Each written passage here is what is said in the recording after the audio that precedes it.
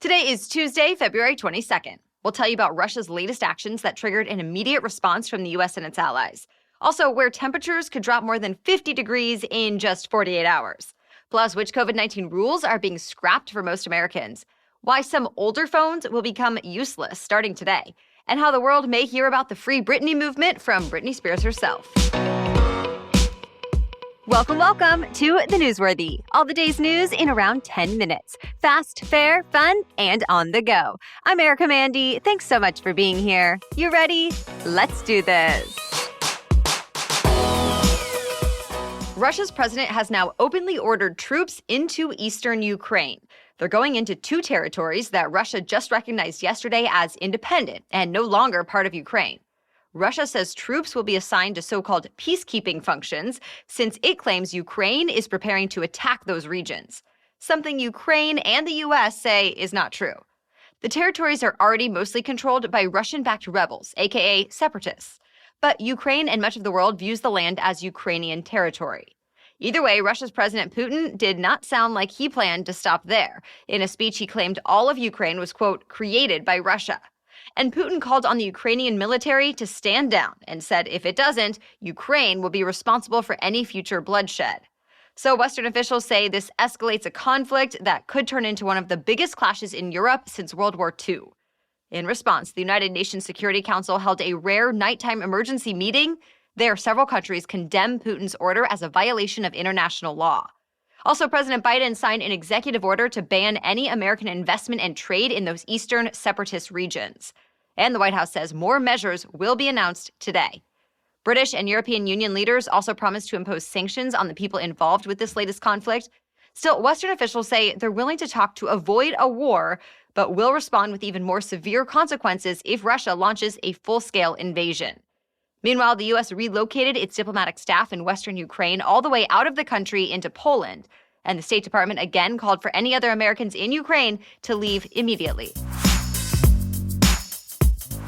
New U.S. intelligence shows Russia could have some disturbing plans for after a Ukrainian invasion. The Washington Post got a hold of a letter the U.S. sent to the United Nations. It says there's credible information that Russia is making lists of Ukrainians to be killed or sent to camps after an invasion. American officials say Russia's targets would include people who do not support Moscow's actions, as well as journalists, anti-corruption activists, religious and ethnic minorities, and LGBTQ Ukrainians. A spokesman for the Russian government says that letter is full of lies and that the Russians have no such kill list. Russia's government has also said it does not even have plans of an invasion, even though up to 190,000 Russian troops are surrounding Ukraine, and many of them are in a position to attack. Stay tuned. Well, a big part of the United States is expected to get one of the season's most severe cold blasts this week. For the next few days, temperatures will be 20 to 30 degrees below average across quite a few states, especially in the northern plains. In fact, several places could get record-breaking cold. And all this comes after a pretty mild three-day weekend. For example, Rapid City, South Dakota got up to 53 degrees on Sunday, but today, the high temperature there is only 1 degree. Across Nebraska, wind chills could dip to 40 degrees below zero. And by tomorrow morning, the cold air will get down to the southern plains, too. With the wind chill, it will feel like below zero in Amarillo, Texas, even though it was 72 degrees there yesterday. Overall, CNN meteorologists say more than 70% of Americans in the continental U.S. will be getting temperatures below freezing, and more than 15 million Americans will have temperatures below zero. Along with the cold, heavy snow is expected from Wyoming and Colorado through the Dakotas, Minnesota, Wisconsin, and northern Michigan. Tomorrow, ice could be an issue for Oklahoma through Ohio, and the southeast could get more severe thunderstorms. Well, expect to start seeing a lot more faces out in public. 49 states now have announced plans to drop their indoor mask mandates. At this point, Hawaii is the only holdout. That is, unless we're talking specifically about schools. California, Maryland, and New York also have not announced end dates for the school mask mandates just yet. There could be more federal guidance on all of this soon. Since so many states have been loosening their mask policies and since COVID-19 cases are going down all around the country, the CDC says it's working on new relevant advice that encourages protection only when it's needed most. Meanwhile, other countries are loosening COVID-19 restrictions as well. Yesterday, Australia welcomed in international tourists and business travelers for the first time in almost 2 years. Also yesterday, the UK government announced it will lift all remaining COVID-19 restrictions in England this week. And that means it will no longer be legally required for people there to isolate after testing positive, routine contact tracing will end, and more. Then free mass COVID-19 testing for the public will end in April. All right, we have much more news still coming up, but first, a quick break for our sponsor. Want to refresh your wardrobe with seasonal pieces that actually feel like you? That's where Stitch Fix comes in. All you do to get started is take a style quiz so Stitch Fix can learn your preferences, like your favorite colors to wear, your preferred fits, and price ranges. From there, Stitch Fix gets to work. Either a stylist will send you 5 pieces chosen just for you, then you can try them on, keep what you like, and return the rest. It's easy, and I find it really fun to see what comes in each fix. Or allow Stitch Fix to build an online store customized to your preferences. I appreciate that Stitch Fix Freestyle allows me to shop one piece at a time when that's all I'm looking for. It's the easy way to get items that are just right for you from brands you know and trust without that endless browsing. I also really like how it visually shows me what else works well with that sweater or those particular jeans, for example. So get started today by filling out your free style quiz at stitchfix.com/newsworthy and take advantage of free shipping and free returns. That's stitchfix.com/newsworthy to try Stitch Fix. stitchfix.com/newsworthy. It's the beginning of the end of the 3G era. AT&T is shutting down its 3G wireless network today, making some older phones and devices useless. It's just the start of the switch to faster networks like 5G. Verizon and T-Mobile are following suit, but not until later this year. Since our smartphones are now our cameras, computers, TV screens, and more, they need a faster wireless network.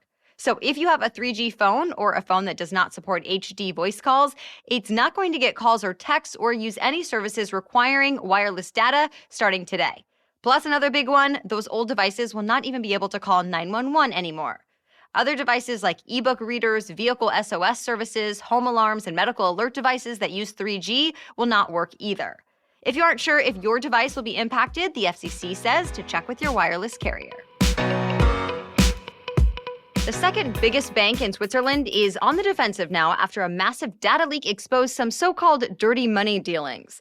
Credit Suisse is scrambling because several reports went through more than 18,000 leaked accounts from 70 years up to 2015. They show criminals, alleged human rights abusers, and sanctioned people were able to open accounts at the bank, and that Credit Suisse kept doing business with customers even after bank officials flagged suspicious activity with their finances. A whistleblower leaked the info and shared it with a German newspaper. Then the paper got an anti-corruption group involved, along with dozens of other news outlets like the New York Times and The Guardian. The reports say the Swiss bank had clients like King Abdullah, who rules Jordan. There are a lot of others listed in there, like a Yemeni spy chief and Venezuelan officials that were part of a corruption scandal. A statement from the source of the leak read, quote, "I believe that Swiss banking secrecy laws are immoral," and it called Swiss banks collaborators of tax evaders. But a bank spokeswoman says Credit Suisse strongly rejects these allegations and said the leak may be an effort to discredit the bank. The reigning Kentucky Derby champion has now been officially stripped of his title. Racehorse Medina Spirit won last year's legendary race, but afterwards tested positive for a banned steroid twice. Well, now the Kentucky Horse Racing Commission has made its final decision, announcing it's taking away the horse's title and suspending its trainer. That makes this horse only the second one in the race's 147-year history to be disqualified for a banned substance. The trainer, Bob Baffert, responded saying he's disappointed in the ruling and will appeal. Medina Spirit actually died of a heart attack after a workout back in December. Since he was disqualified now over the drug test, the horse that finished second in last year's Derby, named Mandaloun, is now considered the winner. Mandaloun's owners will be awarded the $1.8 million winner's purse.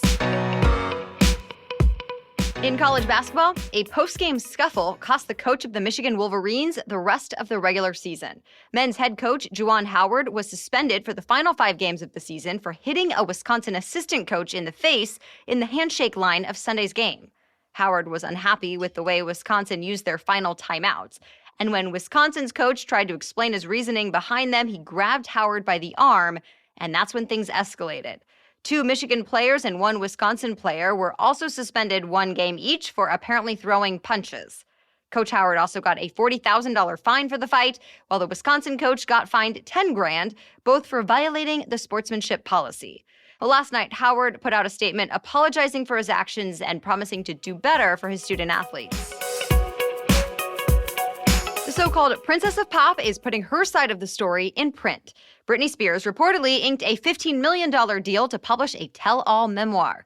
Her 13-year-long conservatorship ended last year, but she is still entangled in legal battles with her father, Jamie. He had control over her finances and other parts of her life from 2008 to just a few months ago under a conservatorship. At the time the arrangement was put in place, it was because of concerns over Britney's mental health and alleged drug use. But Britney later said her father was taking advantage of her while she kept performing and making albums. Britney's book deal is reported to be with the publisher Simon & Schuster, but so far, no release date has been announced. That's it for the main news today, so now it's time for Trivia Tuesday, when we ask a different trivia question every week. But first, thanks to our sponsor. Along with the multivitamin that I take every day, I also take Seed's Daily Synbiotic. In fact, it's the first thing I take every morning. It's a probiotic plus prebiotic developed for systemic benefits. So yes, it supports digestive health, and it also goes beyond that. It helps maintain healthy gut barrier function and gut immune function. It promotes heart health and supports healthy skin and more. And to make sure the live probiotics actually go where they're supposed to go, Seed's Daily Synbiotic has capsule-in-capsule technology. So it helps protect it from stomach acid and enzymes as it makes its way to the small intestine for absorption. So bottom line, you're getting a 24-strain, broad-spectrum probiotic and prebiotic that has been clinically and scientifically studied. And as an added bonus, this is a company that cares about the earth. Your Daily Synbiotic is sustainably delivered monthly. As an example, the shipping box is constructed from ecological paper made from algae that would otherwise damage fragile marine ecosystems. So go get your 15% off your first month's supply of Seed's Daily Synbiotic by visiting seed.com/newsworthy or by using the code newsworthy at checkout. That's seed.com/newsworthy or use code newsworthy at checkout. Okay, now back to Trivia Tuesday. Today's trivia question is, which is the main substance used to make a crayon? You can answer the question and play along on our Instagram page. Just find and follow us at NewsworthyPod. Look for the trivia quiz in our Instagram stories today. As for last week's trivia question, what grows from an acorn? The answer is an oak tree. Acorns are actually nuts of oak trees, and they typically have a seed inside their tough outer shell. If it's harvested, that little fallen acorn could grow into a big, beautiful oak tree. But it is a long road. Only a tiny percentage of acorns actually make the transformation to a mature oak tree since they have to have all the right conditions. Nature pros say the best time to harvest healthy acorns is during early autumn. That's when they start to fall off trees. Also, the acorns cannot have any holes, damage, mold, or rot. If they do, they're probably not going to grow. Acorns are full of carbs, proteins, and fats, which make them a good food source for wildlife as well. And it also means they have the nutrients to sustain seedlings through winter. All right, thank you so much for listening today and every day. We'll be back with another news roundup tomorrow. Until then, have a great day.